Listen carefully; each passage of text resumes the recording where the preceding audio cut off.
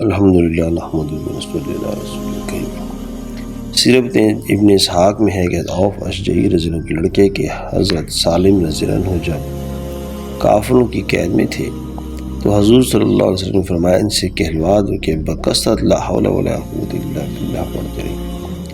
ایک دن اچانک بیٹھے بیٹھے ان کی قید کھل گئی اور یہ وہاں سے نکل بھاگے اور ان لوگوں کی ایک اونٹنی ہاتھ لگ گئی جس پر سوار ہو لیے۔